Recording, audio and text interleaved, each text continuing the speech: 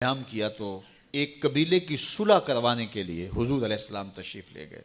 وہاں کچھ تاخیر ہو گئی تو صحابہ نے حضرت ابوبکر صدیق کو کہا کہ حضور رک گئے ہیں تو نماز کا وقت جا رہا ہے، آپ نماز پڑھا دیجئے. تو حضرت ابوبکر صدیق رضی اللہ تعالیٰ عنہ مصلی پہ کھڑے ہو گئے. اب نماز شروع ہوگی، ادھر سے حضور بھی فارغ ہو گئے تو آقا کریم تشریف لائے. تو آقا کریم علیہ السلام جو ہی تشریف لائے تو صحابہ کی صفیں بندی ہوئی تھیں. حضور کو دیکھا، انہوں نے راستہ چھوڑ دیا. پیچھے سے لے کر کے مصلی تک صحابہ نے حالت نماز کے اندر حضور کے لیے راہ کشادہ کر دی. کاش کہ یہ حدیث سب لوگوں نے پڑھی ہوتی اور امت میں اتنے فرقے نہ بنتے اور یہ سوچ کبھی نہ پنپتی کہ نبی کے خیال سے نماز ٹوٹتی ہے. یہاں تو راستے چھوڑے جا رہے ہیں، یہاں تو پروٹوکول دیا جا رہا ہے. اللہ اکبر. اور یہ حدیث کہیں چھپی نہیں ہے، بخاری کے اندر چھپی ہوئی. اللہ اکبر. آقا کریم علیہ السلام تشریف لائے تو صحابہ نے راستہ چھوڑنا شروع کر دیا. نماز بھی چل رہی ہے اور حضور کا راستہ بھی چھوڑ رہے ہیں. بالکل حضرت ابوبکر صدیق کے پیچھے آ کے حضور کھڑے ہو گئے. وابو بکر لا یلتفت یمینا ولا یسارا. جب آپ نماز پڑھتے تھے تو نہ دائیں دیکھتے نہ بائیں دیکھتے، پوری توجہ انہماک ہوتا. وہ اپنی کیفیات کے جہان میں ڈوبے تھے اور حضور آ کے پیچھے کھڑے ہو گئے. صحابہ نے اپنے ہاتھوں کی پشت پہ ہاتھ مارنے شروع کر دیے.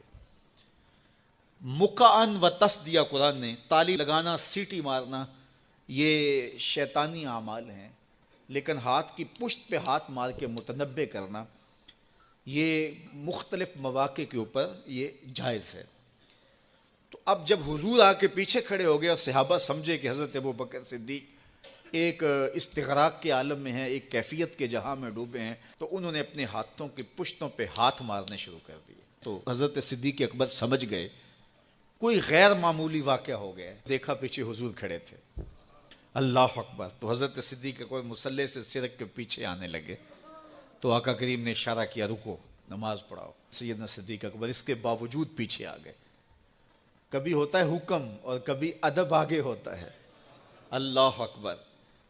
حضرت سیدنا علی المرتضیٰ رضی اللہ تعالی عنہ کو کہا نا حضور نے صلح حدیبیہ کے موقع پہ صلح نامہ لکھوایا جا چکا تو لکھا یہ محمد رسول اللہ اور قریش کی جانب سے ہے. تو عروہ نے کہا اگر محمد رسول اللہ مان لیں ہم تو پھر لڑائی کس چیز کی ہے؟ تو اس لیے محمد رسول اللہ نہیں، محمد بن عبداللہ لکھا جائے. تو وہ اس بات پہ بضد ہو گئے اور اگر ایسا نہیں ہوتا تو معاہدہ ٹوٹ رہا تھا. تو حضور نے حضرت علی المرتضیٰ سے کہا کہ چلو رسول اللہ کا لفظ مٹا دو. عرض کی میں تو نہیں مٹاؤں گا، میں تو نہیں مٹاؤں گا، یہ نام میں تو نہیں مٹا سکتا. پھر حضور نے خود مٹایا. اب یہاں حضور نے کہا ابو بکر رکو، لیکن حضرت ابو بکر نہیں رکے، پیچھے آ گئے. اور پھر حضور خیر مصلی پہ گئے، نماز ہوئی، سلام پھرا. تو حضرت ابو بکر صدیق رضی اللہ تعالیٰ عنہ کو حضور نے کہا ابو بکر جب میں نے کہا تھا تم رکے رہو تو تم کیوں پیچھے آئے؟ تو سنو حضرت ابو بکر نے کیا جواب دیا رضی اللہ تعالیٰ عنہ. کروڑوں سلام، لاکھوں عقیدتوں اور نیاز مندیوں کے خراج ان کی چوکھٹ پہ عرض کرنے لگے ما کان لابن ابی قحافہ ان یؤم رسول اللہ صلی اللہ علیہ وسلم. حضور ابو قحافہ کے بیٹے کی جرت کب ہوئی کہ رسول اللہ کے آگے کھڑا ہو کے نماز پڑھائے؟ یہ ابو قحافہ کے بیٹے کی ہمت کب ہوئی کہ رسول اللہ کے سامنے کھڑا ہو کے نماز پڑھائے؟ تو ادب پہلا کرینہ ہے محبت کے کرینوں میں.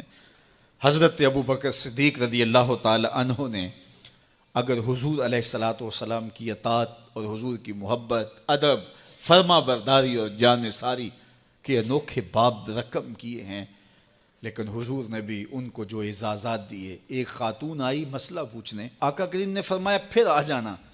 اس نے کہا پھر آؤں اور آپ نہ ملیں؟ تو کہا میں نہ ملوں ابو بکر تو ملیں گے نا. اللہ اکبر. تو اپنے بعد اشارہ دے دیا ان کی طرف کہ میرے بعد میرا نائب ابو بکر ہے. اللہ اکبر. عزتوں کی مسند اور عزتوں کی معراج اور عزتوں کے مقام پہ سیدنا صدیق اکبر رضی اللہ تعالی عنہ کو بٹھایا.